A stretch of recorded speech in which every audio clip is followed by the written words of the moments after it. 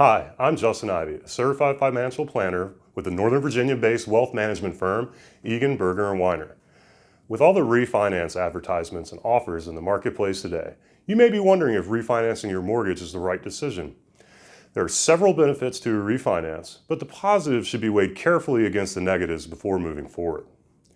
Most people refinance their mortgage to obtain a lower interest rate, lower their monthly payment, to move from an adjustable rate to a fixed rate, or to consolidate debt. While each of these items can seem like a justifiable reason in of itself, you should only conduct a refinance if it improves your overall financial situation. There are many costs involved, and these need to be strongly considered. First of all, there is no such thing as a no-cost refinance. If the lender pays your closing cost, they'll charge you a higher rate on the loan to compensate. A refinance will generally cost about 2 to 5% of the loan's principal. Another consideration is the term of the loan. If you refinance to a new 30-year loan after being 10 years into an existing 30-year mortgage, this will push out the completion date of the debt payoff. Pushing this date out will reduce the rate that you are building equity.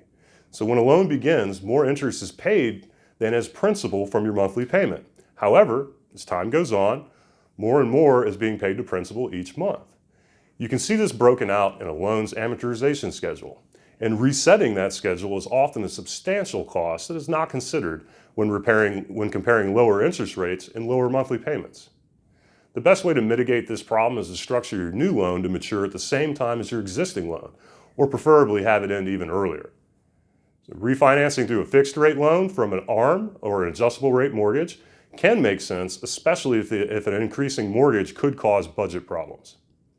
However, the frequency of ARM rate resets and the underlying benchmark rate that the mortgage is tied to should also be considered, along with your personal financial situation. It may not make sense to pay the cost of a refinance if you are going to sell your home in a short period of time. And this is true for most reasons for a refinance. A person should always consider how long it would take for all the costs to be made up by the interest savings or the increased equity build. After this break-even point, the refinance becomes beneficial and it would be okay to sell the home, but not before. A refinance to consolidate other debts, such as credit cards, will usually make sense on paper, but only if no new debt is accrued moving forward. By securing higher rate debt with the home, it is possible to get a lower rate, but at the cost of equity in an appreciable asset. Also, because your home is tied to the debt now, you're putting this asset at greater risk if new high-rate debts are opened up again after the fact. This will suggest that you have a consistent budgeting shortfall that needs to be addressed first. Also, you should not cash out your home equity to invest in other assets such as stocks. You should view your home equity as an investment in a different type of asset class that adds diversification to your overall portfolio.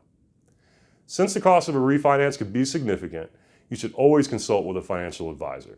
They can compare rates and your personal financial situation to make the most appropriate recommendation.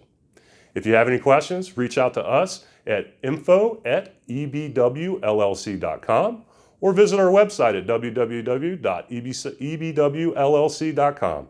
Thank you very much.